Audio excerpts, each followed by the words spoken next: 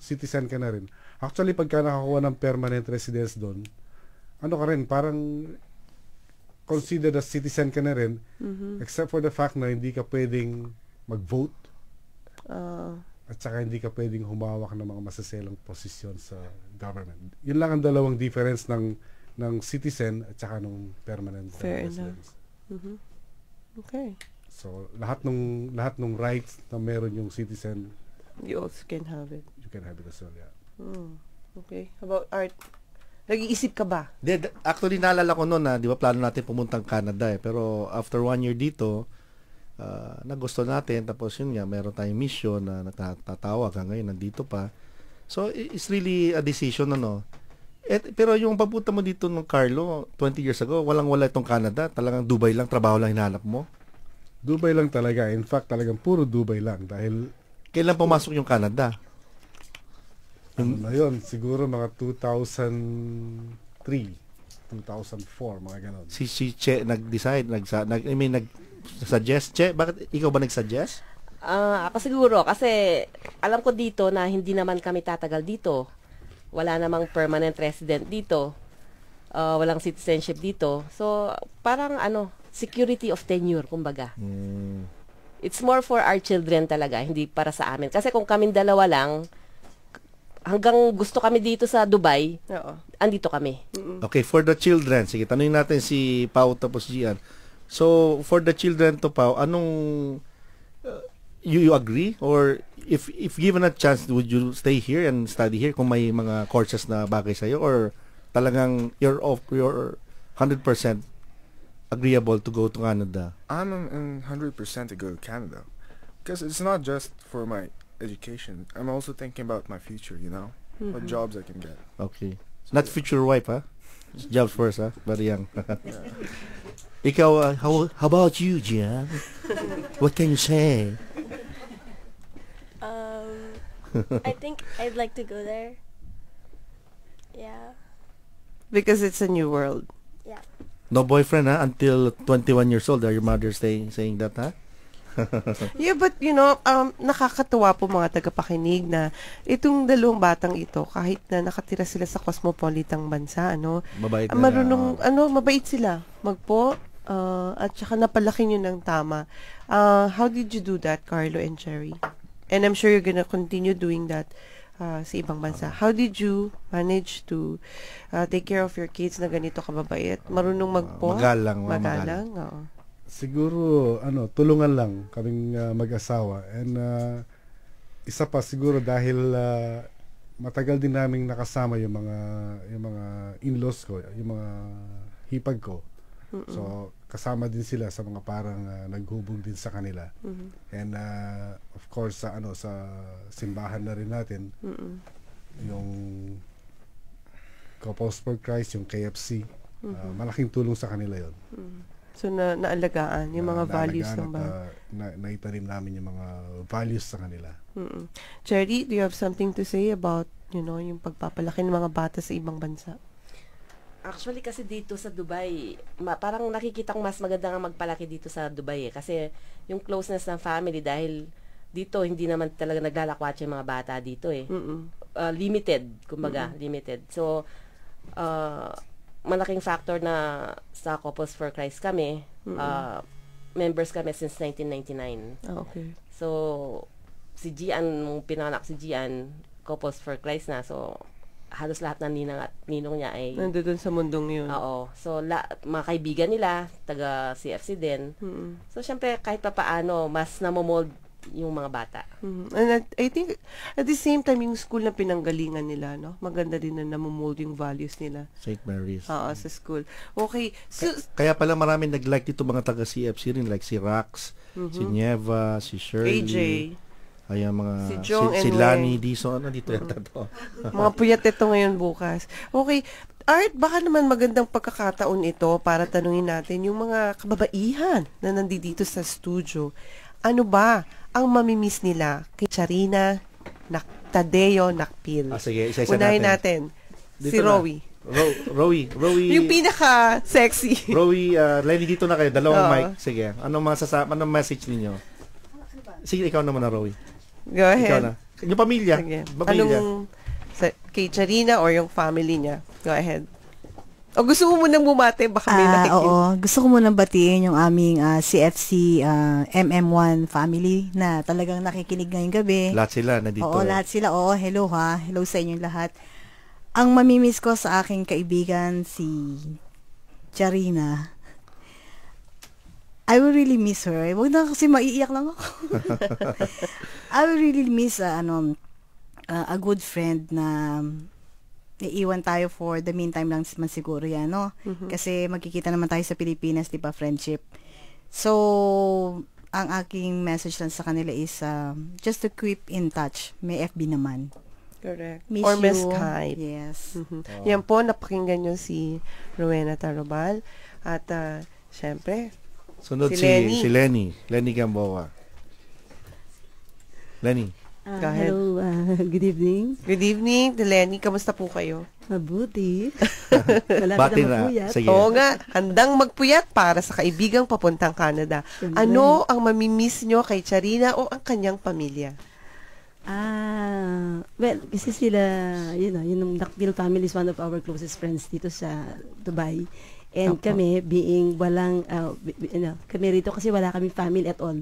So, yun nga, ang CFC family, CFC lang ang talagang family namin. And sabi ko nga, sila isa sa pinaka-close namin. And of course, ang mamimiss namin is yung friendship. Kasi katulad si Tita Che, kahit ano, napagkukwentuhan namin eh. So, yun, syempre, malaking bagay yun na may kaibigan ka na kahit ano pwede mo ikwento. So, mamimiss namin syempre yung mga ganung bagay. So, friendship basically. Okay. Nagbabalak din ba kayong sumunod sa kanyang yapak? Wala eh. Wala kaming plano eh. Kasi wala, yung nature of work namin, walang kinabukasan sa Canada eh. So, talagang dito lang kami. Walang lumilipad masyado doon. Wala, hindi. Sige. Wala Salamat, masyadong lumilipad doon. Lenny. So, Teka muna, baka may gusto kayong batiin? Si Gamboa family, si Jill, si Hazel, we miss you. Of course, si Ariel. Sige. Lenny and Rowie, tawagin mo yung mga mister ninyo. Sige, Del. Ikaw, Del. Si Del. Go ahead, Del. Anong mamimiss nyo sa pamilya ni Charina? Iyak na yan. Oo. Oo nga, ayoko kasing umiyak. Iyak na yan, Totoo oh. lang. Ganun ba? Hindi, kasi actually talagang mamimiss namin sila. Especially pagka yung meeting namin every Wednesday. Siyempre yung tawanan namin. Lagi pa naman siyang nakangiti. Hindi mo siya makikitang nakabusangot. Kahit na, basta pagka, yun ang mamimiss ko yung parating yung ngiti niya na parang laging walang problema. Yun yung ginagaya ko sa kanya eh. Bungis-ngis. Actually, oo. Tsaka, syempre, yun lang. Kasi, tsaka, ang wish ko na lang sa kanila, tsaka kasama sila lagi sa prayers namin. Sana maging successful sila doon. Makakuha sila ng magandang trabaho, kagaya ng mga trabaho nila dito. Okay. Yeah. May Thank you gusto ka very- bang batiin before you go? Ako, pabatiin ko yung anak ko. Ewan ko, sabi ko sa kanya, Makinig siya. makinig siya eh. I Ewan ko hope lang kung nakikinig ano siya sa doon. Pilipinas. Oo, Nasa Batangas ba siya? At batiin natin si Dante Del, 24th wedding anniversary. Yay! Mabuhay. Thank you very much. Lani and Rose, bilisan lang kasi magbe-break tayo. Lani? Nani? It's my turn. Good evening po sa inyong lahat. One thing I will miss about them is that they have been our second family here. Especially Tita Che. I will miss a great sister, a confidante, and someone that you can rely on and trust on. Sabi ko nga, they have made a big impact in our lives. Isa po sila sa mga mentor namin kung ano kami ngayon. So they are really a good example of a good family. So I wish them all the best. They will be with our prayers, and I know, and one day we will see each other again. Hindi man doon, hindi man dito, but for sure in Pilipinas po. Maraming salamat po. Thank you, Lani. Nani, may gusto ka bang batiin? Family back home, Dizon family, and the Sarmientos. Thank you. Sige. Good night. Thank you. Rose? Sige, Rose. Good evening po sa inyong lahat. Ang mamimiss ko lang po kay Tita Che, yung pong sa sinabi nila, she keeps on smiling no matter what. Kaya kahit po baguhan kayo or new acquaintance, you will feel that really yung sincerity po ng kanyang pakikisama. So, I just could see from her, lalo na sa family nila, which I really admire, kasi though medyo nasa taas po sila, pero and yet when they treat people, talaga pong makikita mo ang sincerity nila. So, I just wish them the best, lalong-lalo na sa mga anak nila, na sana po, just for their sake, kaya po maging ibang bayan sila, sana po, ma-treasure po nila yung sacrifices na ginagawa ng parents nila sa kanila. And thank you so much. Thank you for Rose. Basahin lang natin isang text message dito, tapos commercial tayo. We are glad and proud of our client, Carlo and Cherry and children. We wish them the best in their new home. From Lourdes Velasco and Ray Angulo of Alsafa Management Consult. Ito yata yung agency nila. So, babalik po kami. Siobhan Live, weekdays from 12 noon, featuring the stories that make a difference and affect your life in the UAE and across the globe. I was so bored to tears. I'd become like Jack in The Shining. I kept writing, well, not, Jack is a bad boy or whatever. I am bored, I am bored, I am bored, I am. Work and no play. Yeah, I am bored, I am bored, I am bored, I am bored. I left the meeting. 2 days later was a huge big gala dinner. And the head guy at Xerox said, I think you left this behind. And he said, I read it. I said, well, I hope you've learned that your presentations have to be more interesting. From art to cross-cultural relations, legal, real estate, books, and technology, Siobhan Live. Weekdays from 12 noon, only on Dubai Eye 103.8. Welcome you all to our fabulous tea party. And, who are you, little girl? I'm Alice, and, Mad Hatter, what are you doing? Oh, Dormouse, please wake up.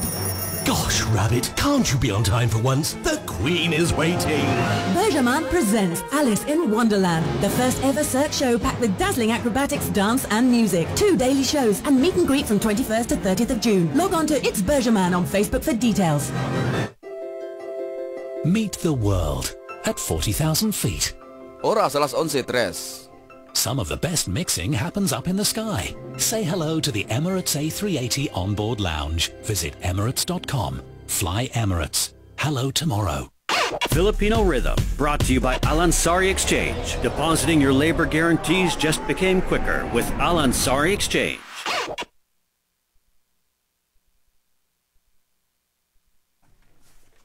Kayo po yung nakikinig sa programang Filipino Excellence in the Middle East. Tuloy po natin ngayon mga pagpapasalamat sa ating special guest, yung Nakpil family na pupunta na po ang Canada. At nandito mga kaibigan nila. So, ano mga good words na gusto yung bitawan na ito si Nap. Nap, sige na.